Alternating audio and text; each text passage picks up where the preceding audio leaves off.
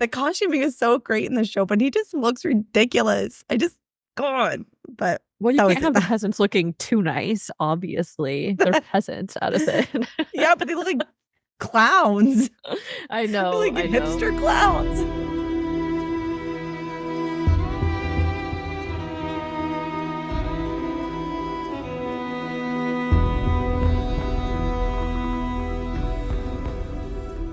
Hi, everyone.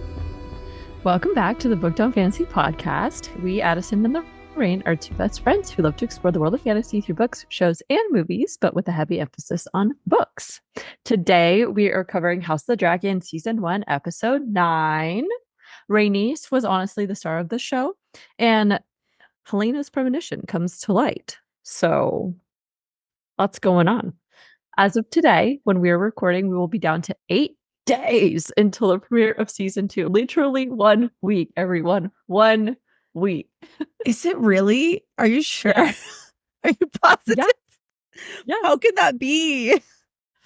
I don't know. It happened so fast, but honestly, I've started to notice because HBO on socials and stuff has obviously been pushing out more House of the Dragon content. They've fully just been on blast with that. And then I've also noticed in just the Reels content and, TikTok content and everything that we get, I'm seeing a lot more House of the Dragon stuff pop up right now. So everybody's ready, I think. Yeah, I actually drove by some billboards advertising it. So I was like, whoa. Oh, really? Yeah. Whoa. I know. It's time. It's time. I know. All right. As a quick reminder, we will be discussing everything from the first season of House of the Dragon. So if you haven't watched it and don't want any spoilers, well, honestly, it's probably a little late for that, but go ahead and pause. And then you can catch up with us. Furthermore, we would like to remind everyone that this is an adult podcast where we will have explicit conversations. Explicit language may be used and triggering events may be discussed, so please adjust accordingly. Housekeeping. We are continuing Crown of Midnight. So far, we have released episodes for that, covering chapters 1 through 19. In general, all of our episodes covering Throne of Glass and Crown of Midnight are all spoiler-free and very in-depth and very funny, if we say so ourselves. Because we haven't read this series, so if you're new to that series too and you want something to listen to that does not include spoilers and create a situation where you have to have read the whole series first before you can start listening, then check out those episodes. Also, if you are enjoying this podcast, please consider leaving us a review and subscribing to the podcast as well. This helps us immensely, and we just want to keep growing our community and finding like-minded people. That is all for our housekeeping. So this is what you can expect from today's House of Dragon episode. First, we will start with the State of the Realm, where we recap key events. Next, we will hold a meeting in the King's Council to analyze key events and conversations. After that, we will continue with our trial in the Fantasy Court of Law to decide which team has enough evidence to support their claim to the Iron Throne. And last but not least, we will also share our favorite moments from the episode. And without further ado, Addison, please update us with the State of the Realm. Normally, I would say happily, Lorraine, but I don't think I can say that for this episode because there is nothing happy about this episode. Nothing at all. No sweet, tender moment or comedic reprieve. It's just bad. All right. Well, let's just jump in because it's not going to get any better. Beware the beast beneath the boards, indeed. This episode follows Team Green as they navigate the immediate aftermath of King Viserys' death. And let me tell you, shit gets crazy. We open this episode following a young servant boy as he winds his way through the castle. He makes his way to the laundry room and whispers something in the ear of an older female servant. Alicent is informed of Viserys' death and she is not okay. The small council convenes and immediately begins discussing plans to put Aegon on the throne. Alicent is in shock and disgusted that the small council has been scheming behind her back in preparation for this day. This does not sit well with Lord Beesbury either, who begins accusing everyone in the room of regicide and usurping the throne. In a shocking show of force, Criston Cole attempts to force Lord Beesbury back into his seat and in doing so, kills him. Lord Commander Sir Harold Westerling has seen enough and demands that Criston remove his cloak as he has just committed a treasonous act. Tensions swell fall quickly, and it is only Alicent ordering Kristen to stand down that bloodshed is prevented. The small council continues their discussion of next steps, and Alicent is outraged that their plan is to murder Rhaenyra, Daemon, and her children. Otto orders Sir Westerling to Dragonstone, but he refuses, arguing that he recognizes no authority but the king's, and until there is one, no one can tell him shit. The hunt begins for Aegon, but he is nowhere near Helena and the children. Otto knows it's a race against the clock and orders Sir Eric or Arik. Fuck. Let's just get this out of the way now. I can 100% guarantee you in the episode we will mix up Sir Eric and Sir Arik. When we do, don't come for us. You know what we mean. Anyways, Otto tells Sir Eric to go and find the prince and do it quickly and quietly, and once found, to bring Aegon to him and him alone. Meanwhile, Rhaenys, hearing all the commotion, wakes up and realizes that she has been locked in her room at the same time all the servants who know of Viserys' death are locked in a prison cell. While Otto gives his orders, Alicent gives hers. With the same sense of urgency, Alicent tells Kristen that Aegon must be found and brought to her. The very fate of the Seven Kingdoms depends on it. Aemon decides to accompany Kristen on his quest to find Aegon. Aemon and Kristen first head up Pleasure House on the Street of Silk, but Aegon is nowhere to be found. Also searching, Sir Eric and Arik hear a commotion and come across a horrifying sight. A fighting pit with children no older than 10. They begin arguing about honor and duty in regards to Aegon and whether he should sit the throne. Sir Arik feels that Aegon is unfit to rule, and Sir Eric feels it is not his place to decide. As they debate, they are approached by an agent of the White Worm who tells them that her master knows where Aegon is, but will only share the information directly with the hand of the king. Simultaneously, Kristen and Aemon are having a conversation as they search. Aemon expresses that it is he who should sit the throne, not Aegon, and should they come looking for him, he intends to be found. Meanwhile, Hightower has gathered all the lords and ladies at the houses and demands that they swear obeisance to the king. Most of them immediately cave, but a few refuse. An apprehensive Lord Castle eventually bends the knee, but it is clear he has other plans. Alicent pays Rhaenys a visit and tries to convince her to support Aegon's ascension. They have a charged conversation, but Rhaenys ultimately doesn't give a response. Lord Castle tries to make his great escape, but is thwarted by the castle guards. When confronted by Otto Hightower, he says he was not going to warn the princess, but when asked where he was off to in such a hurry, he has no answer. Hightower orders the king's justice may take him. Back in the city, Otto meets with Lady Massaria and they negotiate the return of Aegon. Arik and Eric retrieve Aegon from the Grand Sept. He attempts to make a run for it, but is restrained. As Arik and Eric struggle with Aegon, they are intercepted by Kristen and Aemon. Kristen and one of the Erics begins fighting while the other looks on but does not intervene. Aemon tackles Aegon to the ground and they struggle as Aegon screams he is not fit to rule and that he doesn't want it. Hey, no argument here. But ultimately, Aemon and Kristen are victorious as they take Aegon to Alicent. Emboldened by her possession of Aegon, Alicent confronts her father and informs him that they will proceed as she sees fit. And yet another charged conversation, Alicent lays down the law and says Rhaenyra will not be murdered and instead send honorable terms that she may accept without shame, and that Aegon will be crowned at dawn the next day. Alicent returns to her rooms and Lord Larys is waiting for her. In exchange for his information, Alicent must show some skin, and by that I mean her feet. Ew. I know. I'm not trying to judge, but ew. He tells her that there is a web of spies at work in the castle and that her father often uses them to his advantage, including Alicent's handmaid Talia. Larys tells her there is only one way to destroy it, to take it out at the head. Larys offers his expertise in this matter, and Alicent agrees, but in exchange, she must let Larys... Well, if you know, you know. Anyways, Sir Eric is disgusted by what is going down and decides to help Rhaenys make her great escape. As they make their way through the city, they are blocked at every turn by city people making their way to the dragon pit. Rhaenys and Eric get separated, but Rhaenys smiles when she realizes where she's headed. On the way to the coronation, Aegon looks miserable. Aegon tells Alicent that he knows Viserys never really wanted this. He had 20 years to name him heir and never did. Alicent insists that Viserys told her with his dying breath that he wanted Aegon to be king. With a spark of hope in his eyes, he asks his mother if she really loves him. And instead of saying, "Yes, of course, you're my son, of course I love you," she responds with, "You imbecile." In a ceremony of great pomp and circumstance, Aegon is crowned king. As everyone cheers and applauds, boom! The floor erupts. Chaos ensues. People begin screaming and running in every direction. It's fucking Rhaenys on her dragon. The beast beneath the boards, baby. Rhaenys approaches the dais with melees and contemplates ending it all by melting the greens off the face of the earth, but instead turns and flies away. Mic drop. Woo! I love that end. I think it was my favorite ending so far. Oh, God, yes. You know, this episode... maybe the only other one in contention for episode 5. Because I've been thinking in the context of the broader show, what is my favorite episode, who my favorite character, story arcs, etc.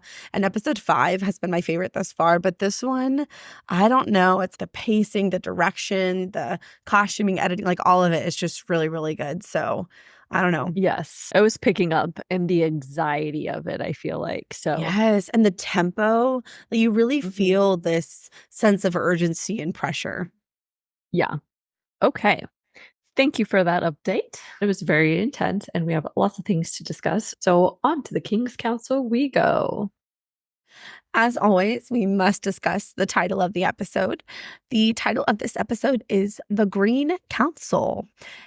So to me, this one also pretty obvious. I think we know where this is going pretty much within the first 5 minutes of the episode. Instead of the small council that advises the king in an unbiased way, the small council is now really just Team Green's puppets. Lord Beesbury was the only non-puppet, but he gets killed in this episode in the opening scene. So I know, poor Lord Beesbury, which we'll discuss when we get there, but he was the only holdout that was representative of maybe the realm's true interests. And well, he's gone. He's gone now. I felt the title really represents how Team Green has taken over King's Landing in every aspect, but specifically the government structure. And really, the government structure consists of the small council and the king. And the king is obviously Team Green member. It's Aegon. And the small council is fully Team Green. Everyone in that room was okay with usurping and putting Aegon on the throne except Beesbury, but he conveniently died. So, well, yeah, there's no counter or opposition to anything that you say. And I think this is really important to remember in general, that when you have total and complete control, it can very easily turn into a dictatorship, etc. Or, just similar authoritarian regimes arise from situations where you don't have anybody to balance or counteract decisions that are being made. So exactly. The Greens have full control now, as they've made it so. They've taken out and imprisoned anybody who had a slight chance of opposing them, and did so very succinctly. So there was no chance for anybody to get out, really, and spread the word so it could be stopped. Yeah. So we open this episode, and visually, it's a very dark opening scene. It's very solemn. The castle is empty. There's these great shots of the curtains blowing. It gives the castle a really abandoned feel. And you can feel the shift in the air. Things have changed dramatically now that Viserys has actually passed away. So you see the young servant boy make his way through the castle. It's very early in the morning. He goes to the laundry room, I think, and he whispers to an older female servant. And you're like, what is he whispering? Well, he's telling her that the king is dead. That servant then goes to Alicent. So we cut to her, and she's sitting in bed, and she receives the news that Viserys is gone. I think that her shock and disbelief is genuine. I don't feel that it's rehearsed. I think she is genuinely in distress at the news. I've seen some things where people are like, oh, she never really cared about Viserys. She just used him. But I don't think that's true. And I think that's pretty evident in a couple scenes in this show. So I would strongly refute anyone who argues that she really didn't care for Viserys. That is the father of her children. So yeah, I definitely agree that she was really shocked by that. She's shocked in the council meeting too, that people are so blatantly discussing murder of Viserys' child. Yeah. And so, although it is convenient timing and works out very well for their plans and everything that follows, I didn't feel like she was expecting Viserys to die or had any hand in that. So, yeah. Agreed. Promptly after that, we cut to Otto Hightower, and Alicent has gone to tell him the news, and he asks her who all knows. And immediately your alarm bells are raised, because that's the first thing you ask, not, I'm so sorry, oh, my friend, the king is dead. It's who knows. And it's clear that he immediately is already trying to plan so he can figure out how to work this to his advantage and ultimately put him on the throne. But Alicent tells him what Viserys said to her the night before. She says, he told me he wished for Aegon to be king. It is the truth. He uttered it with his own lips. His last words to me and I was the only one to hear it, and now he is dead.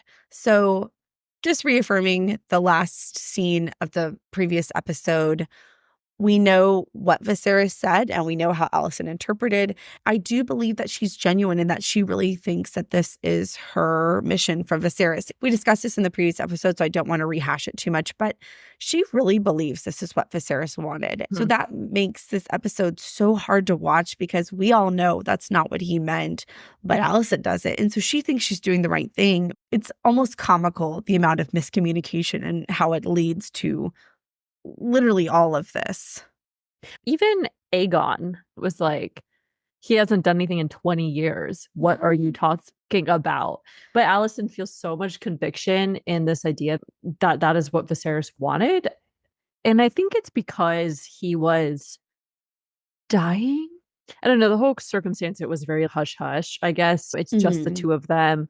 You can see a case where you can see why she perhaps believes that, but considering everything else, I'm like, Alicent should have known better.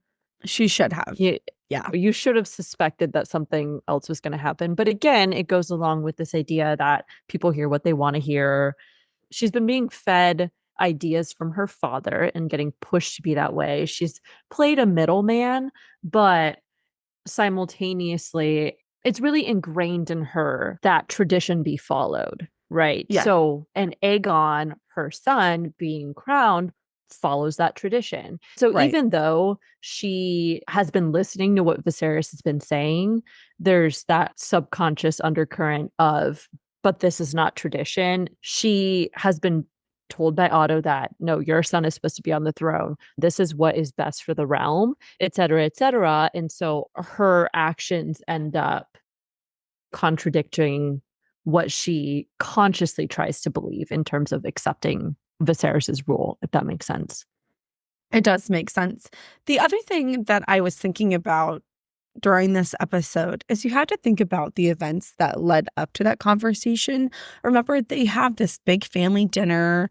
It's very heartfelt. It's very emotional. I think Alicent is in an emotionally vulnerable state after that dinner.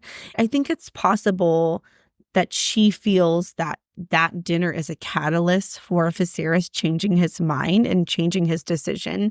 Because remember, Viserys gives that long speech about family and everything. And so I think when you look at the entire sequence of events that led up to that, it's very possible that that also altered Alicent's decision-making and thinking, is this reasonably what Viserys actually wanted? So anyway, I said we were going to rehash it, but here we are. Something else that was important is you see Alicent's handmaid, Talia, signal through the window. She flashes a candle or some kind of light out the window. And I am pretty sure that that was a signal to the White Worm, Massaria. Wait, for real? I totally missed that. Mm-hmm. Okay, I totally believe you. I did not catch that at all. So thank God for you. Thank God for you, because so I totally was just like that. Some foreshadowing, because obviously it's a very precarious time, right? When you're operating in this very specific time frame, nobody knows that Viserys has died yet. You can kind of take that any direction you see fitting, right? And Otto knows that and is trying to capitalize on that momentum of realizing that nobody's there to say anything against them yet. If they can just quickly push this through and make it happen, who's going to oppose them? So, yeah. Once a generation, when a king dies, you have a very short window between when they die where everyone finds out that you could do some heinous shit, because they could have even drafted a document that says, I, Viserys, want Aegon to be king, and fake signed it and say, oh, he signed this last night, right? But once people know he's dead, that brief golden window of time to do anything, the thing is over. Yeah, exactly. So we cut to the next scene, which I have affectionately named the Green Council scene, as is befitting the title of the episode. And I thought the opening of this scene was absolutely hysterical. You see Jason Lannister sit down and he says, what is it that could not wait an hour? Was Dorne invaded?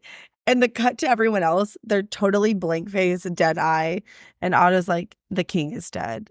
And you get to see Jason Lannister like, oh, oh shit. Like, what are the odds, right? It's like in a TV show when someone's like, what's the big deal? Did someone die? And they're like, actually, yes. And you're like, oh God. Just Jason Lannister always finds a way to put his foot in his mouth. Always, always, always. Which I just thought was really funny. But Hightower gives a little, we grieve for Viserys, blah, blah, blah. But he left us a gift. With his last breath, he impressed upon the queen his final wish that his son Aegon should succeed him as Lord of the Seven Kingdoms. Okay. Everyone pauses for one heartbeat, and Jason Lannister starts talking, and he's like, great, we can proceed now with the blessing of our long-laid plans. And they start talking logistics. There's something about there's 2 captains on the City Watch that are loyal to Daemon, and we should replace them. We need to send ravens to our allies. And Alicent interrupts them, and she loses her shit. She says, am I to understand that members of the small council have secretly been planning to install my son without me?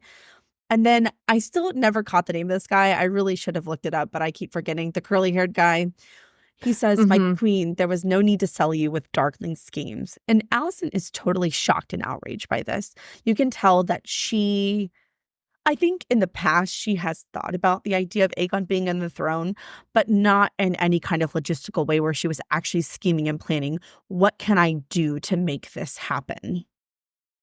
Right. I felt like this was really intentional that they kept her out of it. In a way.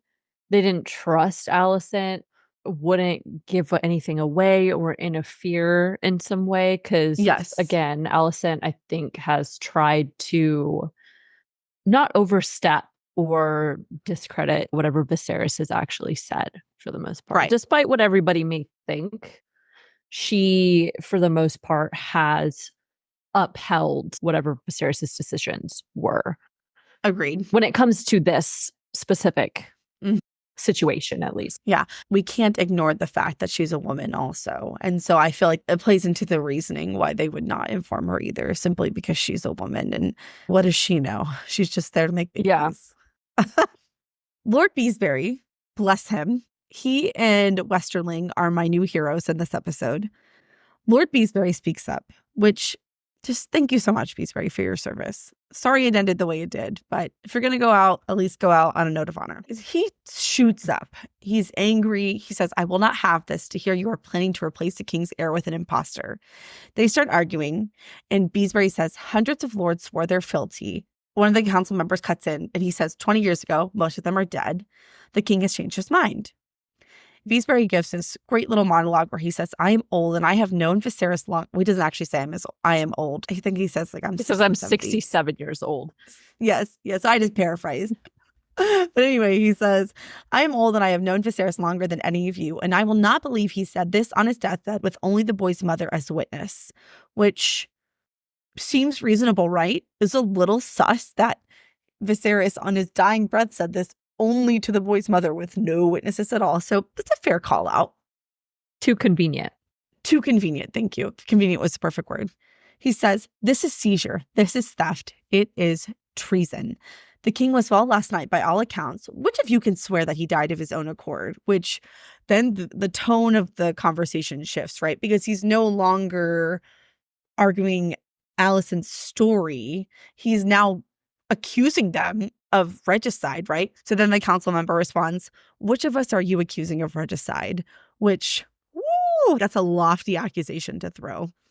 Beesbury says, I care not. And he's continuing to rant. So during that scene, you see Kristen walk behind him in the background. And you see Beesbury in the foreground. I remember the very first time I watched this episode, I was shocked. I was literally like, I cannot believe that happened. I was horrified. Even though I remembered it, it still caught me off guard because it's happened so fast and it's just so volatile. I don't know. But Kristen Cole is trying to force him to sit down. And when he does, Beesbury's head cracks on whatever those little ball thingies that everybody has in front of them. I don't know what the hell those are. I think they're voting counters in some kind of way. Oh, that would make sense. But Beesbury dies instantly from his wound. Poor Beesbury. So My question to you is, do you think that Kristen Cole killed him on purpose? I watched it back so many times, and I don't know. I don't think so, but Kristen Cole has a hot streak, and he takes anything that is said to Alicent very personally, because Alicent took him under her wing when he lost his honor and whatever. Which I'm like, Kristen, you don't have any honors. Just sit down and shut the fuck up. Anyways. No, you sit down, Kristen. But I don't think he intended that outcome. Again, I've said this in many episodes. A lot of these outcomes just freaking happen because everybody is very angry. Emotions are really high. They happen to have some weapons and the things happen. I don't believe that the outcome is what was intended, but alas, it did. And you can't do anything about it now. But obviously, how convenient that Beesbury is now dead, the only person that was really opposing any of their actions, and of that council room that would likely go off and report to Rhaenyra about what was going on. So my only note about that scene was, holy shit, that motherfucker, referring to Kristen Cole. He should get flushed. Yes, am I right? Exactly. That's exactly what I typed in my notes. Is that really what you typed? Yes, I said, fuck him, get flushed. I literally just said that because I didn't know that you actually typed that. No, I will keep saying it. Every time Kristen says something or does something freaking ridiculous, I'm going to tell him to get flushed. That is amazing. I'm done with him. So right after Beesbury dies, Lord Commander of the King's Guard, Sir Harold Westerling, pulls out his sword and he points it at Kristen and he says, "Throw down your sword and remove your cloak." Kristen, of course, responds with violence because he's a piece of shit who needs to get flushed. Am I right, Lorraine? Am I right? 100%. And it's standoff between him and Lord Westerling. Kristen says, "I will not suffer insults to Her Grace the Queen." We're probably seconds away from it actually turning deadly, and Alicent calls off her dog. The tensions diffuse a little bit, and another council member says, "Let us have Lord Beesbury removed." And Otto says, "No, the door remains shut until we finish our business." Which, if that isn't the quote of the episode, right? It's so indicative of everything that gets set into motion from here on out. Everything's behind closed doors. We're keeping it hush-hush. We're going to do everything in our power to manipulate the situation to our advantage. And that involves keeping everyone's mouth shut, basically. Yep. And it is just wild to me that they're going to continue having a meeting with a dead guy just sitting there. Can you imagine being at a staff meeting and someone dies and they're like, "No, we finished this meeting." You know, like lock the doors insane. and lock you inside. Yes. Also, if you try to leave, we'll probably kill you too. It's just funny to think about that in the context of the real world. And you're like, this is literally insane. But I guess that's fiction for you. They also realize that what they're doing is not okay, right? Like that. This is the behavior of people who are doing something criminal, and they need to make sure that nobody finds out about them, because if they did, obviously they would be stopped and they can be prosecuted and killed for doing this. So, oh yeah. Prosecuted is an interesting word in this universe, but well, not prosecuted. They don't really prosecute people. They just decide to kill them and then bye. But. Exactly. But Alicent interrupts the conversation and she says, "What of Rhaenyra? You mean to imprison her?" And Hightower says they'll be given the opportunity to swear obeisance. And immediately, even Alicent says this, she and Daemon will never do it. They have to know that. So Alicent says, "You plan to kill them then, and I'll here accede to this." Then I actually did look this one up, so good for me. Grand Maester Orwell says, "Your father is correct, Your Grace. A living challenger invites battle and bloodshed, but a sacrifice we must make to secure Aegon's succession." I've said this before. We've talked about this in a lot of previous episodes, that you cannot allow a reasonable contestant to the throne to live, because there's always going to be someone or a group of people that will rally their banner behind this person. And the only way for it to end is one side all dies. That's the only way. Then it's settled. And that is the exact situation we're in. Grandmaster Orwell continues and he said, "They wouldn't wish," but Alicent cuts him off and she basically screams it. She says, "The king did not wish for the murder of his daughter. I will not have you deny this." Which, thank you, Alicent. Thank you. His wife would seem most likely to know the king's intention. And I think it's pretty reasonable for her to say the king would not wish for his daughter and grandchildren to be murdered, and his brother, okay? Almost all of his entire family to be murdered. I'm going to have to agree with Alicent there.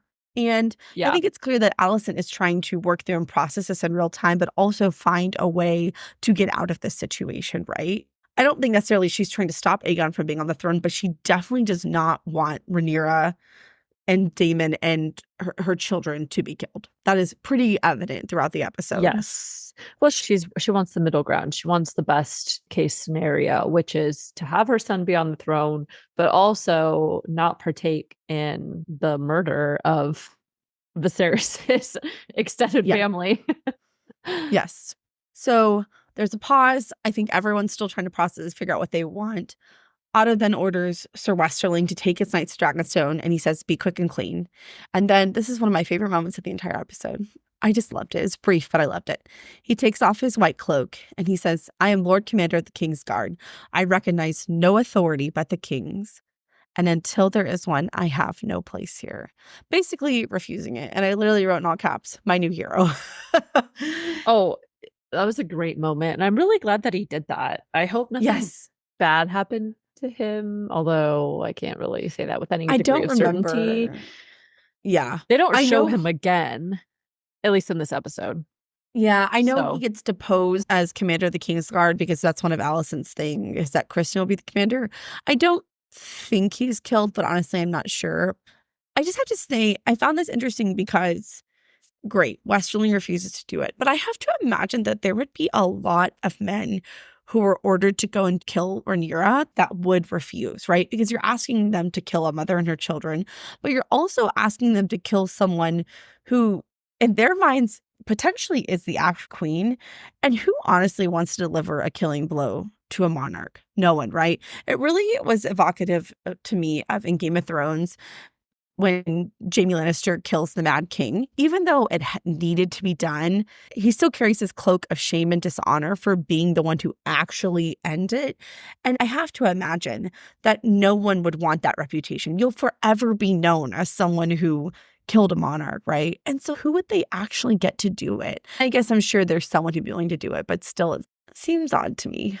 Well, to be the person to kill Rhaenyra is basically sentencing yourself to death as well, because you know at some point they will also kill you afterwards, because if they were trying to manipulate the situation, they could very easily be like, they just did it of their own accord. And then what's the consequence? We killed him. Great. Justice served, when in reality, no, that's not what happened. Yeah.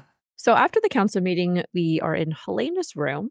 Helena is embroidering a bug of some sort. Spider. It's a spider. A spider. It is a spider. Okay. So she has something for spiders, which now that I think about it is very symbolic, because remember Larys's note about it's a web of spies. You have to take out the head, etc. This idea that there's one ringleader is also really symbolic with Larys's symbol as well, because he has the bee. And who do you take out to get rid of a group of bees? The queen bee. So similar. Larys is the queen bee of his own little network, basically. Anyways, as Helena is embroidering, she has a maid there who is playing with her two kids. And Helena says something very interesting. She says, "It is our fate to crave always what is given to another. If one possesses a thing, the other will take it away." Now, I don't know if this is a premonition so much as it's more of just a thematic statement that very well summarizes exactly what's going on. I think it's interesting that she says it while she's looking at her kids as well, because oftentimes with siblings, that's a really common thing, right? If one sibling gets something, the other one wants it too, right? Immediately. So same situation. Helena's just full of very wise comments and insightful things that nobody pays attention to, but carry a lot of weight. Yes. Well, it's so funny that you mentioned brothers, because I literally wrote, I took her comment as a commentary on the current situation. For example, Aemond wants to be king while Aegon doesn't, right? Also, the Green wants the thrones from the Blacks. I think that comment is very evocative of a lot of the situations in this episode, but also the show as a whole. Yes, exactly. Probably after she finishes her thought, Alicent storms in. She wants to know where Aegon is, and Otto is also there. Helena says not here, and Otto says he is not in his rooms. So both of them are clearly very worried. And as we find out, it's because this is an extremely precarious time. It's very critical for whoever finds Aegon first, because they will have the upper hand. And we know Otto and Alicent differ on what they believe should happen to Rhaenyra, and Aegon is their bargaining chip, right? Mm-hmm. Then as they're leaving, Helena again says there's a beast beneath the boards. She said that before in the last episode. Here she is saying it again. And obviously we know what she's referring to later on. But Aemond also walks in and he looks equally shocked. He also doesn't know where Aegon is, but realizes that it's critical for them to find him again. Mm-hmm. Now, after this scene, we cut to a scene where Otto finds Sir Eric, and he's asking Eric where Aegon is. Eric says he doesn't know and that Aegon usually evades him and goes into the city. Otto is obviously peeved by this. He's like, you're his personal guard. You should know where he is, etc., etc. But ultimately, he says, find him. Take no one else but your brother, and no one can know who you are, including the queen. Bring him to me and me alone, Eric. So this is where you really see that divergence happen of realizing, oh, Otto's making his own separate plan. He's trying to gamify the situation, get Aegon first so he can have the upper hand. And then obviously Alicent does the same, as we see later. In general, we've known that Alicent, although she has done some shady things herself, ultimately she has been a pawn in Otto's game as well. Otto is the one who really wants to run the show, and he's always been that way. You really see him seizing the opportunity to do so now. So all of these scenes are happening very quickly in succession to each other. So Rhaenys wakes up in her room and realizes she has been locked in. She looks out her window and she sees that everybody, all the servants and the people that work in the castle, are being shuffled into what we learn are prisons. Aside from Rhaenys, we also see that Larys is watching from the prisons. We cut to this quick scene where, as the servants are being shuffled into the prison, Larys is in the background of the prisons watching all of this happen. And as we know, this is what Larys does best. He just collects information. He's always there prowling in the shadows, and he will collect all of that and use it however he sees fit, because it pays to know what's going on in the castle. Next, we see Kristen walk in to inform Alicent that he cannot find Aegon, but he learns that Eric has been sent to find him as well. Alicent figures out that it is now a race between her and Otto. She tells Kristen he must find and bring Aegon to her. Aemond is sitting in the corner as Kristen is talking to Alicent, and Aemond ends up volunteering to go with him, citing that he also knows what Aegon's habits are and therefore would be helpful to Cole. And that's pretty much the next chunk of scenes that we get. I had a question for you. When Alicent is imploring Kristen to go and find Aegon and to aid her, she says, everything you feel for me, ... as your queen. I've never suspected that there's been any kind of romantic feelings between the two of them. I thought it was more that they were allies because they were both angered by Rhaenyra's flaunting of her bastard children, not honoring her marriage vows and all that, right? But this is kind of the first time that I was like, everything you feel for me? Do you think that there's a romantic sentiment between the two of them? I think I'm more on Kristen's side. Did you have any thoughts about that?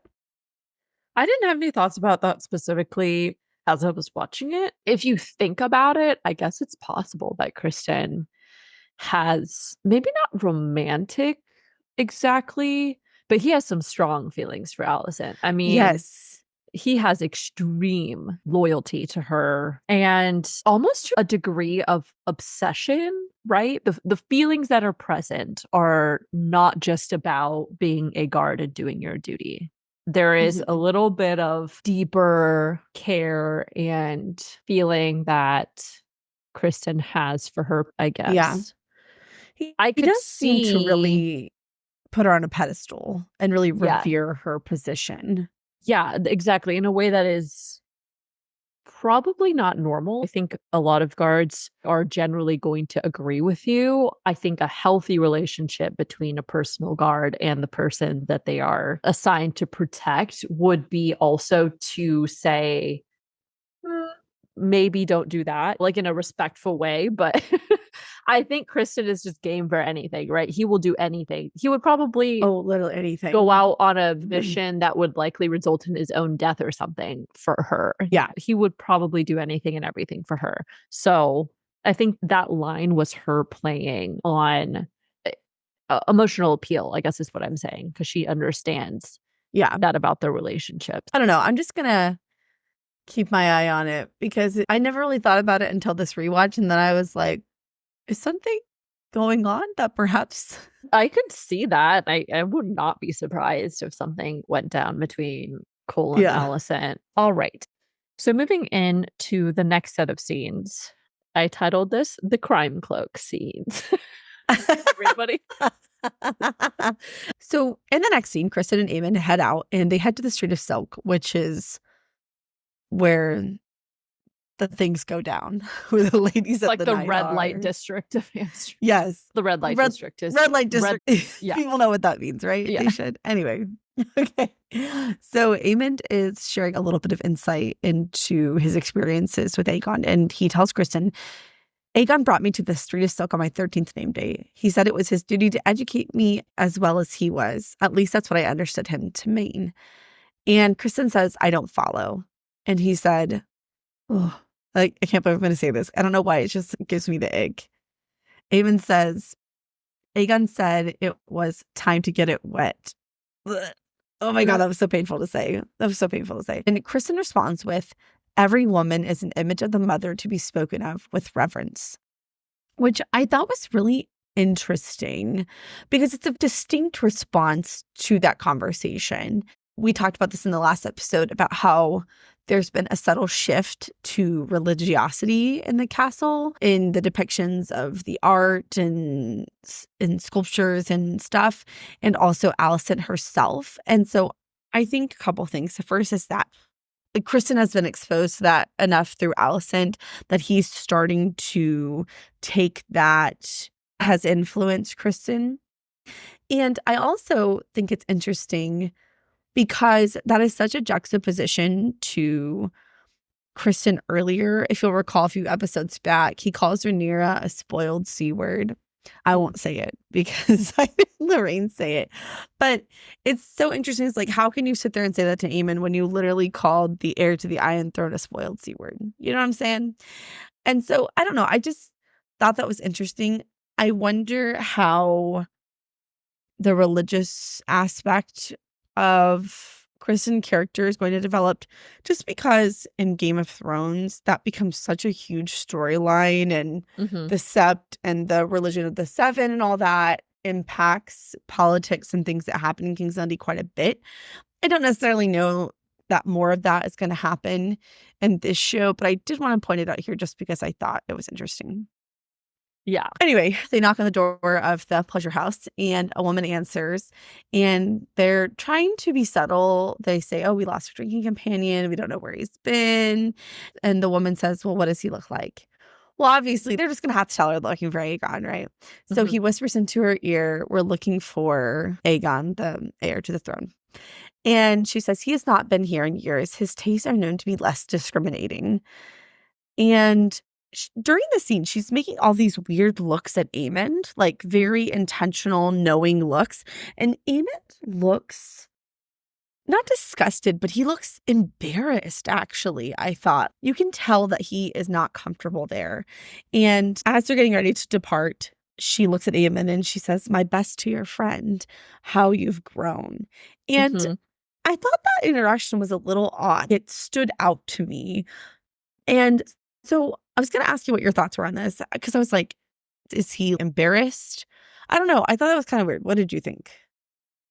I interpreted it as an indication that Aemond himself may have been sexually abused or like groomed to an Oh, extent. Because remember, he was 13 when Aegon brought him to the yeah. Silk City. I feel pretty confident that this is the spot where he was likely brought. Right. And it seems Aegon may have forced him to lose his virginity. And obviously, presumably, it was with older women in this brothel house. I don't know if Right. it was Right. specifically with this woman, although the way that she speaks about him Kind of seems like does it. makes it seem like she could have been somebody he was involved with when he was younger. Hmm. So I don't know, but it seemed to me pretty obvious that Aemond didn't want to partake in these things. Yeah. So in the next scene, we see Otto in the throne room, and he's collected lords or heads of their houses, respectively. Hmm. And he is asking which of them will bend the knee and swear fealty to Aegon. Everybody is kneeling except for a few people. The first person that we see is Lord Merryweather, and he says, I must confer with my house. He tries to turn around to leave, and that's when Otto steps in and says, you will not leave this room without declaring your intention. It becomes clear it's another council room situation where nobody's leaving until we know exactly what it is that you're thinking. Hmm. And he says, I am no oath breaker. I will not bend the knee. Housefeld, she is another lady who also does not agree to bend the knee. And she said, I'll keep my oath to the princess. Those two get escorted out, likely imprisoned. Hmm. And then our third person is Lord Caswell. He was the last man. And throughout this whole scene, we keep getting cuts to him where he's looking around. He sees everybody. You can tell he's unsure of what he wants to do. I think his instinct is to say no. But Right. after seeing what's happening to everybody else, he makes the decision, okay, I'm not going to get out of here unless I agree to bend the knee. So Right. ultimately, he does. And again, throughout this scene, who is watching all of them? Larys. Larys is watching everything that's happening, scheming as he usually does. And Hmm. that rounds out this sequence of events. Yeah. I think Lord Caswell very aptly reads the room. I think to us as a viewer, it's very obvious that he does not agree with what's happening. But especially seeing how Lord Merryweather and Lady Fell are treated, he's kind of like, I'm going to play for myself here. But you can just tell the hesitation when he kneels. And I thought it was interesting too. I think he tries to cover up his hesitation because he's the one who starts to chant, Long live the king. Mm-hmm. But I think his hesitation is noted. And so I think, honestly, he's probably being watched, and that's why he's Yeah. captured during his escape attempt, which we'll talk about when we get there. But I did want to note that here. Yeah. Yeah. That's a good point because nobody else was really watched, but he is the one they Mm-mm. focus on. And I feel pretty confident now that you bring that up. That is the reason Mm-hmm. why. Yeah. I also was so ashamed of the people of the court. Basically, everyone was like, oh, yep, we give up. We forget our oaths to Princess Rhaenyra. They all just take the knee immediately. And I was like, are you kidding me? Only 3 of you? I was a little ashamed, honestly. Oh, yeah. But I feel like that's the point, right? Most people can easily be swayed to just do Yeah, yeah. something else. To them, I think they're all just like, well, who's in charge now? Yeah. Maybe it is that they really actually did feel that way and they were just waiting for the Hmm. opportunity. And Yeah. now it's that it's presented, they're like, okay, yeah, this seems like the safer choice. Well, like, we're going to go with that. I will say I'm full of shit because if I was sitting there and I knew they were going to kill me if I didn't agree, I'd fall to my knees and be like, long live Aegon, you know? Yeah. Yeah. Oh, Like it's easy to 100%. say that. Yeah. So, I mean, but I just have to call them out on it because, well, I wasn't in that situation. So I get to make fun of them Fuck them. Just kidding. for being spineless little bitches. Exactly. Anyways. All right. So next Okay. scene. So this is where we get several cuts between what Eric and Eric are doing and what Aemond and Cole are doing, but we're just going to block these sections together because it made a little more sense just to follow each storyline separately. First, we have Eric and Eric.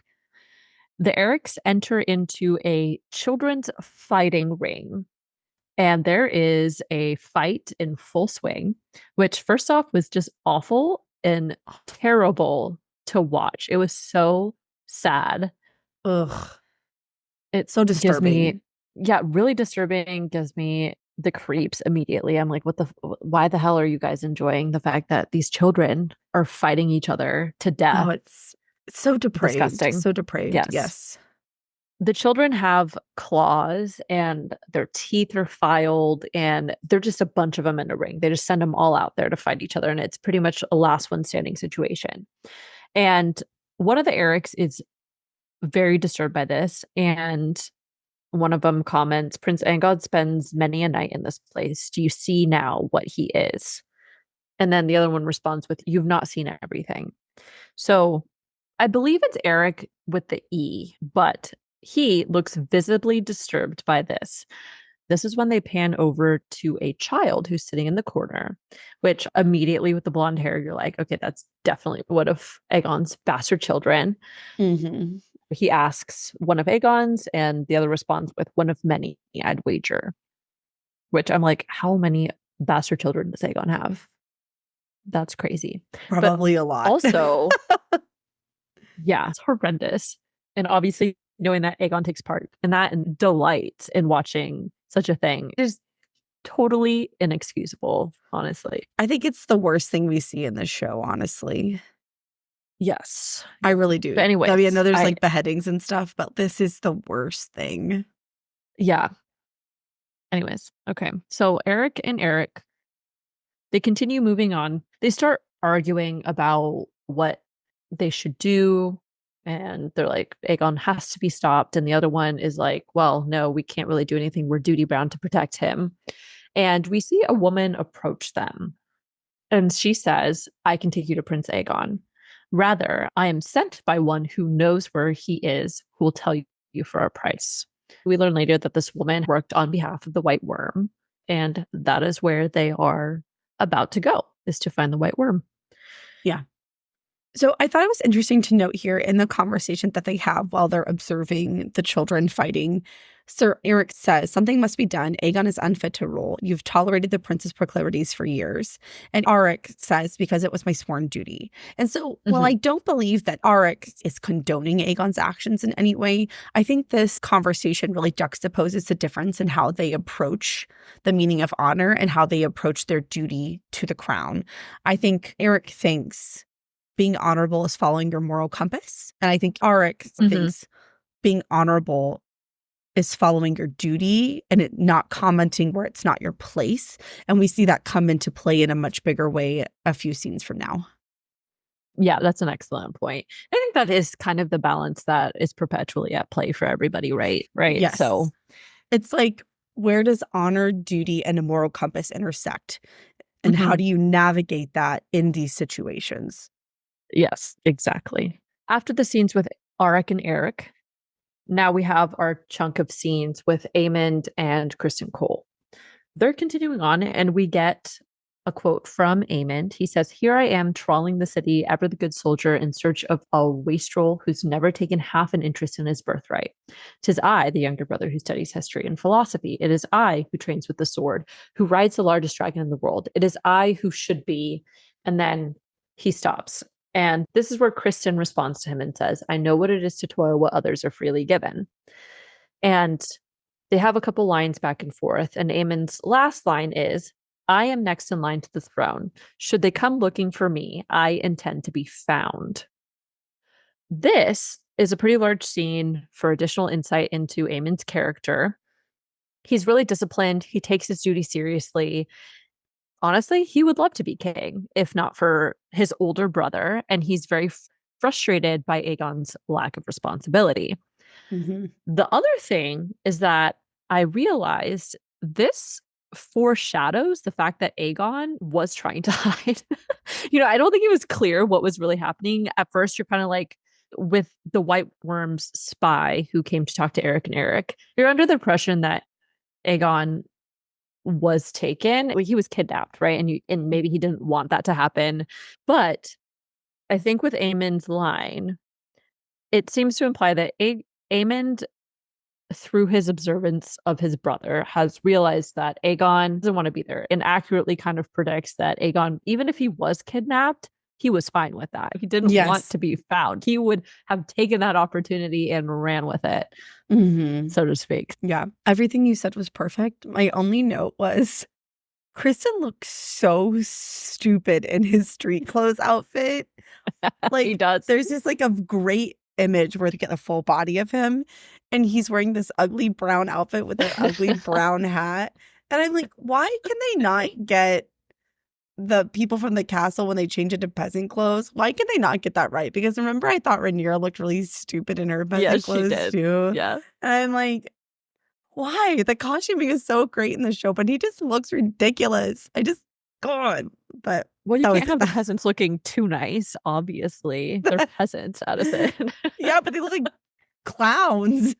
I know. Like hipster clowns. I think he would have been fine without the hat. It was honestly the hat for me, hat. because it's just this circular hat that's really flat to his head, and I'm like, yes, it's just not doing anything Which for is you. Dumb, because he doesn't need a hat. The reason that Rhaenyra needed a hat is because she had Targaryen blonde hair. You know, No one knows who Kristen Cole is. They don't care. Oh, but anyway, I just thought that was really funny. What a self-important prick. How dare he think he would be recognized? Get flushed. Yes, exactly. Okay. The next scenes that we're going to cover are in relation to Lord Caswell specifically. So as we were cutting back and forth between Eric and Aemond and Cole going through the city, we had very short scenes of Lord Caswell. And the first sequence, we see that he is outside. He was trying to get his horse, and then it cuts off. And then in the next scene of him, we see that he has now gotten onto his horse and he's approaching the gate, the drawbridge. I don't know exactly what it was, but he's getting closer to his exit point. And you get an increasing sense of anxiety every time you cut back to him, because it's very clear that he's nervous. He's the only one out there. Yes. He's doing something. You're kind of like, okay, what's he really doing? You can kind of put together that he's trying to leave, but it's not totally clear yet. And then finally, we cut to a scene with Larys, Otto, and Lord Caswell. Lord Caswell has been captured and he's being questioned by Larys and Otto. And Otto concludes, let the king's justice take him. All right. In the next scene, we have Alicent. She's watching Viserys' body be prepped for, I don't know. I couldn't tell is this a religious prepping or is it for the funeral that is likely going to happen for him? I thought it was the Silent Sisters, the same people who prepared Vaemon's body. So I think it's just the preparations they do for people's bodies for a funeral. Generally. Yeah. Okay. That makes sense. But there's no dialogue, but you see that Alicent, in my opinion, looks very sad to see Viserys dead. I think she realizes, like Rhaenyra, that an enormous burden has fallen on her now that he is dead. He was the one person stopping all hell from breaking loose, but now that he is dead, she has made a commitment to making sure that Aegon ascends the throne, and she has to go full force with that plan now, right? Even if she had questioned it in the past, she has now publicly made her decision for that, and that is the path that she continues to have to follow. There's no turning back. All right. So this next scene with Alicent and Rhaenys was a very big and pretty important scene, in my opinion. So Alicent comes in to speak with Rhaenys, who is rightly pissed that she's been locked in her room, has had no information about what's going on. And Alicent informs her that Viserys is dead now. And Rhaenys through that, realizes that Alicent is now working to have Aegon usurp the throne. And this is a bit of the conversation that unfolds. Alicent says, "It was my husband's dying wish. Believe it or not, it is of no consequence. Aegon will be king. I came here to ask for your support." And Rhaenys says, "I must credit you for your boldness." She doesn't quite know where this is going to go, and it's unclear what her position will be as well, but she's acknowledging that I see the move you played.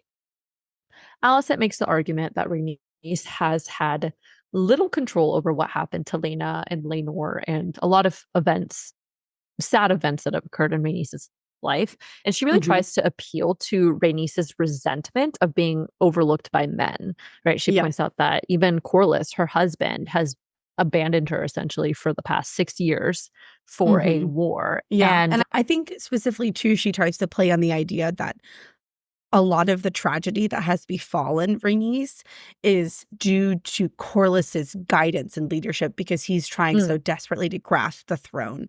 Because think about it. If he hadn't been so desperate to get it, he wouldn't have had Laena marry Daemon. He wouldn't have had Laenor marry Rhaenyra, which led to his quote unquote death. He wouldn't have the issue with the grandsons being bastards. And all of that, you could really sort of pin on Corlys's constant desire to try to find his way back to the throne. And so I think she tries to play on that, because of course we know this as viewers. This is a very common conversation between Corlys and Rhaenys, right? Rhaenys has moved past it. Corlys never got over it. And so it's very astute of Alicent to play on that sentiment to Rhaenys. Yeah. And she goes on to say, not only that, but she comes back to this idea that Rhaenys should have been queen. So she says, "You should have been queen. We do not rule, but we may guide the men that do away from violence and destruction a step toward peace." And then Rhaenys counters with, "Is it in the name of peace that you've imprisoned me? And what of my dragon?" Alicent says to her that without Rhaenys' dragon, Rhaenyra may be persuaded to negotiate. So her keeping her there is really Alicent's way of ensuring that she has bargaining power.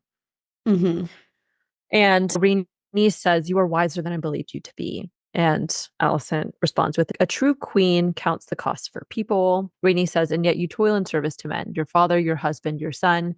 You desire not to be free, but to make a window in the wall of your prison. Have you never imagined yourself on the Iron Throne?"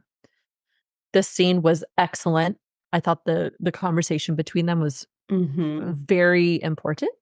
So ultimately, we see that Rhaenys wants something bigger. She sees an opportunity for a future where women can be rulers should she side with Rhaenyra. And then she also realizes that if she aligns with Alicent, she is no better off than before, because they would still be subjected to the wills of men. Which is interesting, because Alicent tries to make this argument about women having power and that Rhaenys should have been queen, et cetera, but ultimately her plan is to usurp a woman who could be in power. And she claims to have power, and yet she, as Rhaenys points out, still toils in service to men, right? She has been confined because that is how she's been positioned. Yeah. That quote from Rhaenys where she says, "You desire not to be free, but to make a window in the wall of your prison." Oh, the dialogue in this scene is just chef's kiss. The writers did an excellent job. Of course, the actresses. But I think that scene is very telling in a big way of Rhaenys' worldview, right? It's that we have all these powerful women who have opportunity to make strides in changing the political landscape. And they always just fall a little short, right? They almost get in their own way of being able to advance women in this society. And I think Rhaenys is perpetually frustrated. I think your point that Alicent herself is trying to usurp a woman on the throne is very, very brilliant, of course, but it's very, very telling, right? That as much as men hold women back in this world, the women are just as bad, because Rhaenys is a powerful person who could be a powerful ally, but what does Alicent do? Imprisons her and takes her agency away, right? Women need to support women and things will be better. It's just counterproductive. But I think that this is interesting because, again, remember in earlier episodes, what Alicent is doing to Rhaenys right now is similar, in my opinion, to what Rhaenys said to Rhaenyra back when Rhaenyra was younger. Yeah. But I think Rhaenys watching Rhaenyra have a real shot at actually sitting on the Iron Throne reignited this inspiration for her to lean that way. And now she is recognizing that what Alicent is doing is not actually going to advance their cause. I agree with that. So we cut back to Aemond. Well, it's more so about Otto and Mysaria, but Aemond and Kristen watched the two of them meet with each other. Mysaria is speaking with Otto. Otto tries to insult her, but she simply says to him, "My condolences on the passing of your king," which I did think was kind of funny because I was like, eat shit, Hightower. He thinks that nobody knows yet and that he's being really cunning and ahead of the game, so to speak. But she's like, no, I already knew about this. When I like immediately after she says that, he hands her the coins because he knows she's legit. Because if she knows that, that means that she probably knows where Aegon is because no one is supposed to know. So he's like, all right, here's your money. Tell me what you know. Exactly. So Mysaria informs him that she kidnapped Aegon. She didn't say kidnapped, but that she has Aegon. And that she rescued him. Rescued him from Flea Bottom where no one can be trusted. Quote unquote rescue. Yeah. Exactly. But she is there basically to negotiate for the children of Flea Bottom, the ones who have been subjected to the fighting rings. Otto just says that he will look into it. He's like, yeah, okay, I will check this out or whatever, right? Mysaria says to him then that he should remember it was her that allowed Aegon to ascend because she could have easily killed him. And then she has a line where she says, "There is no power but what the people will allow you to take." I feel that Mysaria is a little misguided in her assumption that she was the one that allowed Aegon to ascend. We're kind of like, okay, lady. I mean, sure, it is a fair point that she could have just killed Aegon. But regardless, I do think that her quote about "there is no power but what the people allow you to take" is pretty powerful. Agreed. That was very evocative to me of way back when Daemon takes Rhaenyra into the city and all the people are booing at the play. And Rhaenyra is like, well, what they want is of no consequence. And Daemon says it is of great consequence. And I think that's a smaller underlying theme, but the people in power don't give enough credit to the common folk and their influence. And I'm wondering if that's going to come more into play in later seasons. I'm not necessarily sure that it will, but it does seem to be an underlying theme in the show. Well, I think it does play into Aegon's crowning ceremony because there's this moment after he's crowned where he's looking out into the crowd waiting for what is the response of the people going to be. And when people start clapping for him, then he's like, oh, okay, this is real now, right? So, because had they booed him and not been in support, then I think that transition of power would have gone differently than it did. So after the scene with Otto and Mysaria, we are taken to the Grand Sept, where we have Eric and Arik again, and voila, they have found Aegon. It turns out he was stuffed inside of, I don't know, he was a candle holder, a giant knit of the large, I don't know what they call that, but the circle of candles that are inside there. And they drag him out, and Aegon asks where Mysaria is, and then they tell him she sold you for a price. And then he's like, and why have you paid it? So this is where I was like, Aemon literally alluded to the fact that Aegon didn't want to be found in earlier episodes. But when he said that, I was like, okay, so did you conspire with Mysaria to kidnap you, basically? I did kind of wonder that. I wondered actually if Mysaria played the field and got Aegon to pay her for hiding him and then sold Aegon's, I mean, just to make a profit. I don't know, but that was kind of interesting. That would not surprise me at all. So then I forget which of the Eric says it to him, but he says, your grandfather, the Hand, will meet you outside the city walls. And then this is where Aegon tries to make a run for it. He's like, can't get got.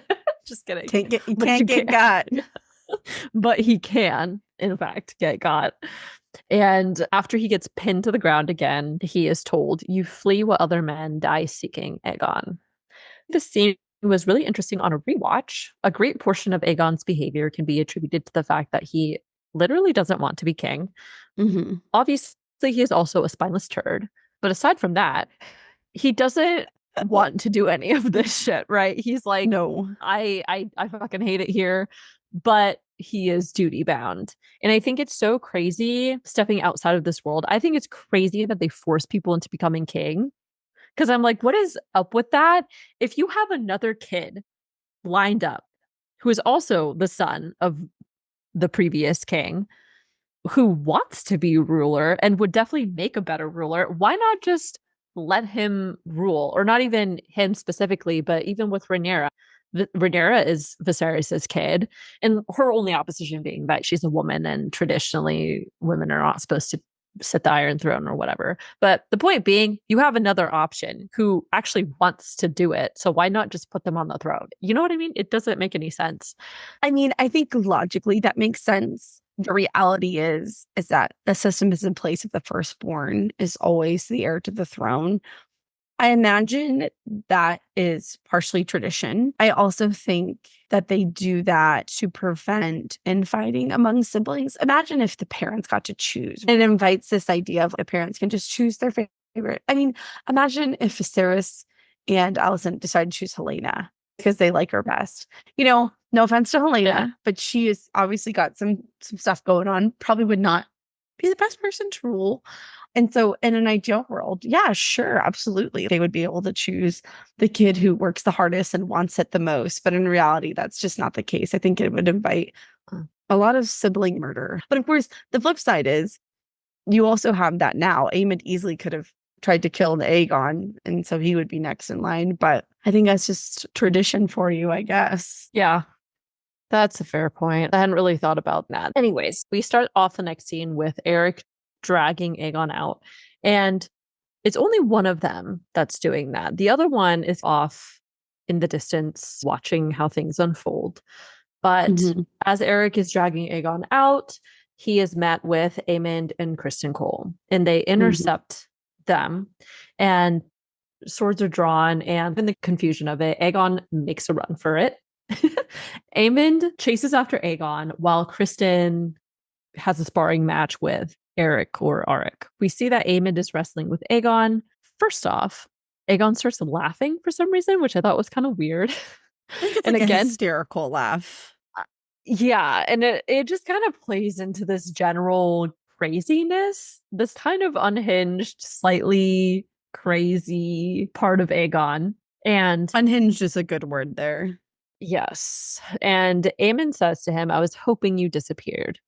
And then Aegon says, is our father truly dead? And then Aemond, yes, and they're going to make you king. Aegon ends up saying to him, let me go, and I will sail away never to be found. And you see Aemond contemplate this for a second, right? He has this kind of look with him where he's yes. Am I gonna really let that happen? Could I let that happen? Should I? Yes, I feel like those are the exact thoughts going through his head. Honestly, I think he would have let him go if he hadn't been interrupted. Too. If he could have, he would have let him go. Yes, but of course, Criston comes up right at that moment and says, the queen awaits. And you can literally see Aemond's face be like, damn it, look if I had been alone. Yes. Oh my God. If only. Yes. He definitely would have let Aegon pull a Laenor. Yes. Similar situation. Maybe they would have pulled something off, but I have 3 thoughts about the scene. 2 funny, 1 serious. The first is, well, not really funny, but whatever. The first is, I think the blocking of the scene is really cool. The whole choreography, just how they use the stairs and the fight scene and everything. And just the way the camera is flipping between the 2 fights, I thought was really visually cool. I also love when Aegon shouts, I have no wish to rule, I'm not suited. And Aemond says, you'll get no argument from me. As he's like tackling to the ground. Yeah. And I mostly love this scene because it's a juxtaposition of brothers. You have Arik and Eric going at it, sort of with Criston kind of thrown in the mix. And then you have Aegon and Aemond, right? Arik and Eric are struggling over their honor and dedication, but also their moral compass and how all of those things intersect. And then you have Aegon and Aemond who are struggling in a similar but a little bit different way. Aegon is struggling with his fate and his birthright, whereas Aemon is struggling with what is the actual honorable thing to turn Aegon in or to let him be free. Because on the one hand, Aegon is a piece of shit. He's not fit to rule, but he is firstborn. Aemon is a better fit and wants to rule. And so its internal struggle for Aemon is it more honorable to let Aegon disappear and take the throne for himself, after all he is better suited for it, or to follow tradition, honor what is respectable, and just see how it plays out. And so I just love that you've got the Battle of the Brothers. And so I thought that was just visually entertaining and interesting, but also intellectually compelling. Yes, that's an excellent point. I agree. Perfect. All right, we're back at the castle, and Alicent goes to Hightower's study to let him know that she has possession of Aegon. And I love this scene because it really is a full circle moment. So I actually watched the behind the scenes show on this particular episode, and the intent of the directors, producers, etc., was to draw a full circle comparison between the young version of Alicent approaching her father and the version of Alicent now.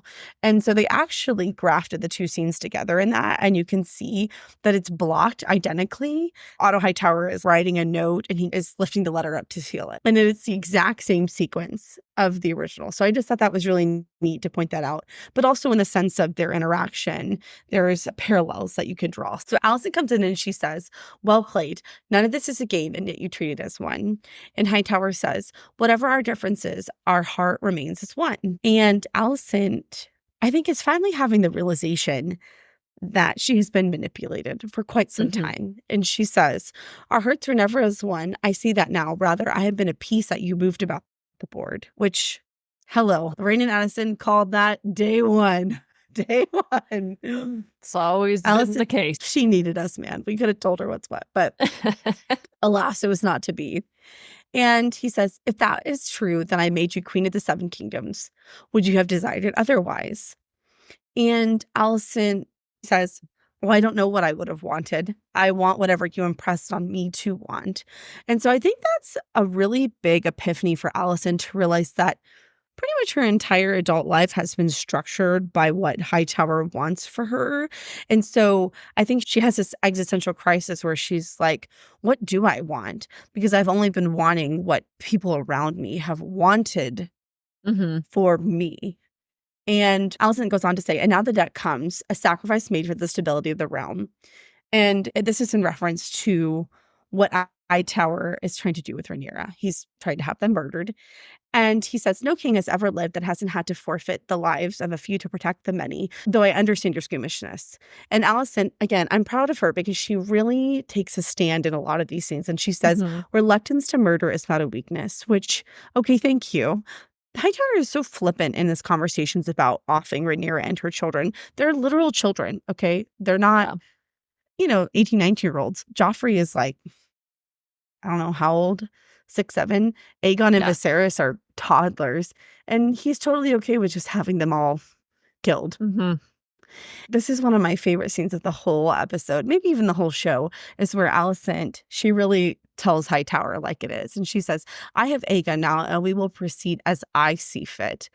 And so then she goes on to explain how it's going to go down. So she wants to send terms to Rhaenyra, true terms that they can accept without shame. And she wants Aegon to be crowned tomorrow at dawn. She wants him to have the Conqueror's crown and Blackfire, which is a Valyrian steel sword. And she says, "My husband would have desired this, mercy be shown to his daughter." And Hightower responds with, "Your husband or you, his daughter's childhood companion." She doesn't even give that any weight. She just breezes over it because I think she is tired of explaining herself to Otto. And why should she? She shouldn't have to. She's queen and she is Aegon. So get flush, Otto Hightower. Bye. Yeah. And then she goes on to demand that Criston Cole be named as Lord Commander of the King's Guard. And then she leaves. And my impression is that she's already left the room or definitely out of earshot. Otto Hightower says, "As you wish." And I thought that was an interesting way to end that scene. And my impression was, I think Hightower is kind of annoyed that Alicent is not doing what he wants. But I also think that there is a reverence and respect that he has for Alicent to see her take control. Because if you recall, remember when she tries to attack Rhaenyra with a sword, and he tells her that he's never been proud of her for taking a stand. And I think in a way that he is proud of her for exerting her power and her dominance in this situation. Yeah. Well, in some ways, I wonder if maybe this is him kind of realizing that he no longer has the same influence over her as he used to. This is going to be the change in their relationship and how that works for them. So after Allison's conversation with Otto, Allison returns to her room and Larys is awaiting her. It's kind of weird, but he says he found something she should know. And then he baits her with information. And then it's pretty clear that this is how it goes, right? It's become a very routine interaction for them. So this is where we cue the infamous foot scene.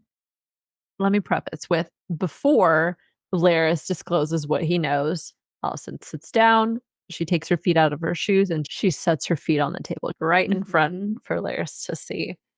And Larys says, there is a web of spies in the Red Keep. Along its threads travels news of all our doings. Your father knows this, but has left it in place. More than once, it has proved advantageous to those willing to feed the weaver. And then Allison says, and this weaver, what do you mean?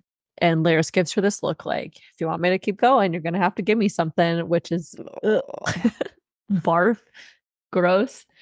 But she then takes off her stockings. So now she's barefoot in front of Larys. And Larys continues on and tells her that one of the spies is her lady in waiting.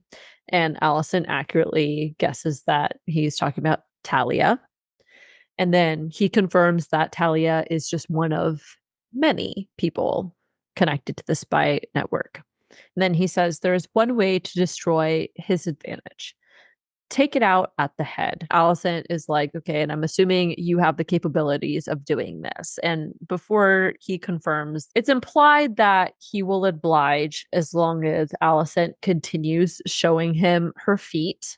And she something for his troubles. Yep. So Allison turns sideways, and then you see Larys jerk off to her feet. Ugh. Just saying. I'm so uncomfortable right now. It's so disgusting. Anyway, it's freaking men. Just kidding. Not all men, but this man. it's I think, just to be clear, I'm not trying to hate on anybody that this is their thing. I think it's just because although they are consenting, it's very transactional. They're not doing that out of love and desire to fulfill each other. And Larys is such a creepy character. So just to be clear, that's your thing. We're not hating on you. It's just the way it's portrayed in this show is a little icky.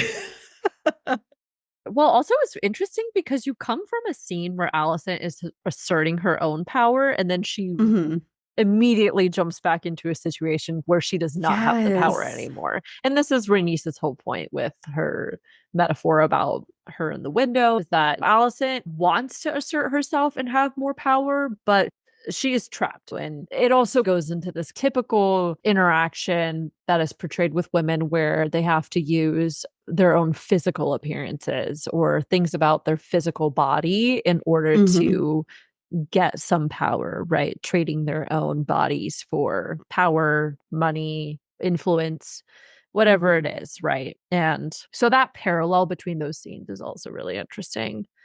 But anyways, that's the end of that. Thankfully. And next we move on to Rhaenys' Great Escape. Thanks to Eric. I titled this section, Hell Yeah, Eric. So Eric rushes into Rhaenys' room very quickly. He's brought a cloak for her and he's pretty much like, we got to go now. Rhaenys follows him out. She's kind of confused about what's going on, but she's taken the opportunity. And as they're walking out, they walk by Lord Caswell, who is displayed as a warning to everybody about the dangers of not bending the knee. Eric takes her out a back way of the castle and he tells her this leads out to the Blackwater. And they continue out the back. And in the middle of this escape, we get a brief cut to a different scene of a hooded figure walking away from a room that has been lit on fire. Mm-hmm. Do you think it was Myssaria's? Yeah, my impression is that is Lord Larys making good on his promise to Alicent to take care of the web of spiders, because it's a building in the city. It is evocative of the place where we've seen Lady Myssari. Additionally, you see a hooded figure walk by. And in the past, we know when Larys ordered the fire at Harrenhal, the guys were all hooded. And also we know that Larys likes to use fire in his crimes. So my impression was that it was Mysaria. Makes sense. Anyways, the hooded figure is walking away. Presumably this was Mysaria that they were taking out as Larys was making good on his promise. And then we cut back to Rhaenys and Eric, and they're walking through the town. And Rhaenys is concerned about Meleys, her dragon. And Eric is like, no, we don't have time. It's too risky.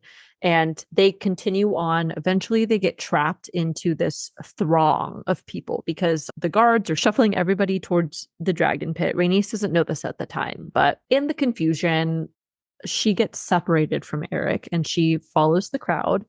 And this is where we see that everybody has been shuffled for Aegon's crowning. And now we enter into the ending sequence of scenes. So our next scene, we have Aegon and Alicent. They are riding in the carriage en route to the dragon pit for his crowning. And Aegon is looking pretty depressed, or at bare minimum, not very excited about what's going on. Alicent calls him out and she's like, why do you look so sad? This is a big day for you. And Aegon correctly states that Viserys never wanted him to be heir because he had 20 years to do it, but steadfastly upheld Rhaenyra's claim. Alicent comes in and tries to reassure him and tells him she truly believes Viserys was referring to Aegon when he died. And then Aegon says, do not toy with me, mother. And she says, I speak the truth. Aegon understands that this is really not what Viserys wanted, but with Alicent's pretty adamant support of him becoming king, I think he starts to feel reassured and more confident in this route. He's starting to. And then ultimately, at the end of the scene with them, he says, do you love me? I think this is the core of Aegon. He's a fucked up person doing a lot of fucked up shit, but his core need has always been to be loved. And I think for most of his life thus far, he has not experienced true love from people that should love him, his parents, his family dynamics. And so I think this is where you see that from Aegon. And Alicent says, I think it was in a loving way, but she just says, you imbecile. And then they cut the scene. I think Aegon's entire existence screams textbook case of cry for attention. He is so desperate to be loved and appreciated and acknowledged by his parents, especially Viserys. I would imagine at probably a pretty early age, Aegon has this realization that in a normal world, he would have obviously been heir to the throne, and that would have come with a lot of privileges in terms of attention from his father specifically. But he also simultaneously is aware that Rhaenyra, of course, was named heir prior to his birth, but that breaks centuries of tradition and is very uncommon. And I think, honestly, it probably hurts his feelings that his father never changed course, because I think he's interpreting it as not Viserys honoring his commitment to Rhaenyra, but as a direct commentary on how he feels about Aegon. Aegon interprets it as, you don't think I'm worthy, you don't love me, you don't care about me, you don't think I could do it, and that's why you never made me heir. I don't think that's the case. I think it's really just Viserys honoring his commitment to Rhaenyra, but I think that's how Aegon interprets it, honestly. I also want to note in this scene, Alicent says to Aegon, your grandfather will try to get you to kill Rhaenyra. You must reject this counsel. She is your sister. Yeah. And she says, you cannot rule with cruelty and callousness. And I think it's even important to note that in every step of the way, in every single scene and interaction that Alicent has She is trying to protect Rhaenyra and her children. I don't think anyone can argue that her intent is in any other regard. Aegon just kind of brushes past that with the whole "do you love me" nonsense. But honestly, does Alicent love him? I think for the most part, it's really hard for parents not to love their children. However, I don't think she likes Aegon. I think she loves him, but she doesn't like him. And Aegon's young enough that I think he can still conflate those two things. And really maturity-wise, he's probably like 14 instead of 20, you know? Yeah, I definitely agree. I mean, when you think about the show in its entirety, you never see Viserys with Aemond. You never see him with Helena. There's one scene of him with Aegon, and it's in the second episode or third episode. It's like his birthday party when they're or at the hunt. right? Yeah, for his birthday. That's literally it. You never see Viserys have any other interactions with them. I mean, other than the family dinner in the last episode, but nothing 101 in specific. I mean, of course, obviously, we're not privy to the 20 years of his life, but I do think that's very telling. That never makes it into the show that he has any kind of meaningful relationship with any of his children, but he does have a lot of scenes with Rhaenyra. Yes. We are to the final scene of the episode, and what an epic scene it is. Everyone is gathered in the dragon pit. There's a dais where all of Team Green is standing, and there's a lot of pomp and circumstance around having Aegon march through the crowd under this tunnel of guards with swords and all that nonsense. Who cares? Who cares? Let's get to the good part. Aegon comes in, he gets on the dais, people clap. Aegon kneels, and they begin the ceremony of his official coronation. Simultaneously, you're also seeing Rhaenys as she starts to subtly make her way through the crowd, and then you see her go down some steps. But you're so focused on what's happening with Aegon, you kind of forget about her, and you're like, okay, she's trying to escape, whatever, who knows? So then the ceremony is completed with Criston Cole placing the crown on Aegon's head, which I wanted to ask you because I thought this was really weird.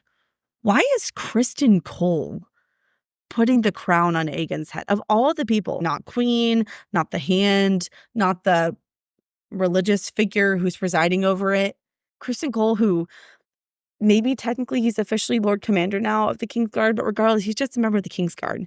So I thought that was really weird that he places the crown on Aegon's head. I thought it was a little bit weird too. Honestly, the whole ceremony was put together very quickly. I feel like had this been a much more official thing, not a literal coup to usurp the throne, it would have been a much more formal, proper situation. You're right. But I think they were just hastily trying to move it along just to make sure that he's crowned. That's true, because I think in the beginning of the episode, Otto Hightower says something like, we need all the people of the city to witness it to ensure that it's a little more legitimate. Because when you think about way back in the very first episode, when Viserys names Rhaenyra heir, there's a ceremony for that. And that is much more official and respectful and reverent. And you have all the lords and ladies. So I think you're probably right in that. It's because it's thrown together and it's essentially a coup d'etat that it's thrown together. But I just thought that was kind of weird. So as the scene progresses, you see Aemon. First of all, he looks jelly as hell. He is jelly, okay? He's so jealous. Yes, I had 3 notes about people eyeing. I had Aemond is eyeing him down enviously. Helena looks worried, and Alicent just looks really solemn. She's kind of dead like, inside. What the hell did I do? But too late now, kind of. That's so funny. Yeah, I wrote, if looks could kill, Aemond would kill him. But Hopefully. Otto officially announces him as king of the 7 kingdoms. The bells toll, and I like for just this brief second, you hear this slow clap. People are like, yeah, they're like, is this real? No one knows what to do. And then they start cheering and whatever. But you have to think about, what do they actually know, right, about anything? They're just living their life, trying to feed themselves and their kids, go to work, live the 9-to-5 life. And so I think they're probably like, who the fuck is this? They've probably never even seen Aegon or any member of the royal family. And so they're just doing what they're told. So it's kind of silly when you think about it. But Aegon takes out Blackfire, the Valyrian steel sword, and he's raising it. People are cheering. And Hightower has this one fleeting moment of pure happiness where he wins. And then boom! Explosion! The ground literally explodes beneath their feet. People are running. There's dust everywhere. It's chaos. It's Rhaenys on Meleys, and that dragon is not happy. He is not happy. My thought is maybe the dragon's mood is reflective of the writer, because Rhaenys is clearly not happy either. And absolute chaos ensues. And first of all, Rhaenys looks so badass. Oh my God. It's just so cool. It's just so freaking cool. I was going to say, I think it's crazy that her dragon is not even the biggest of dragons, because when they popped up out of there, everybody just looks like tiny little ants compared to this dragon. Meleys is not the biggest dragon. Yes. Oh my God. So... Can you imagine Vhagar? Vhagar probably can't even fit the dragon pit anymore, I bet. I don't think he can. Probably not. Yeah. But people are panicking and they're trying to shut the doors, which I was like, why are you shutting the doors? I'll need to be running up out of there. Maybe it's to try to keep the people in because the ceremony's still going on. I don't know. Regardless, Otto is shouting, open the doors, so that the dragon can get out. And Meleys whips his head around. And Rhaenys and Meleys are staring down everyone on the dais. And there's such this beautifully directed scene where you see Rhaenys and you see Alicent and their eyes lock. And you see Alicent close her eyes. And I feel like this is the moment where Alicent thinks this is the end. And I feel like she kind of embraces it. She's just kind of like, okay, it is what it is. And instead, the dragon bellows, huge roar, and Rhaenys turns and takes off. And the scene ends and we're left with chaos ensuing in the dragon pit. My personal wish was that Rhaenys would have just burned them all, but she did the honorable thing. Well, and it's discussed in a scene with Rhaenys in the next episode, but ultimately she decides not to because she has some moral conflict there. But also you have to remember, Rhaenys, I don't think really wanted to pick either side. I think through circumstance gets locked into Team Black, but she still doesn't trust Rhaenyra and Daemon. Remember, she thinks that they killed Laenor. So I think she doesn't feel good about murdering an entire family on behalf of Rhaenyra, someone that she's not even a diehard loyal follower of. Yeah, that's true. That's a good point. Yeah. Oh my God. That's it? That's it. Oh, all right. Okay, as promised, it is now day 9 in the Fantasy Court of Law, and we do have some evidence to add. So where do we currently stand in this case? All right, so Team Green, let me caveat this by saying, in a way, this is such a critically important episode and turning point in the show, but not a lot of development actually for either side.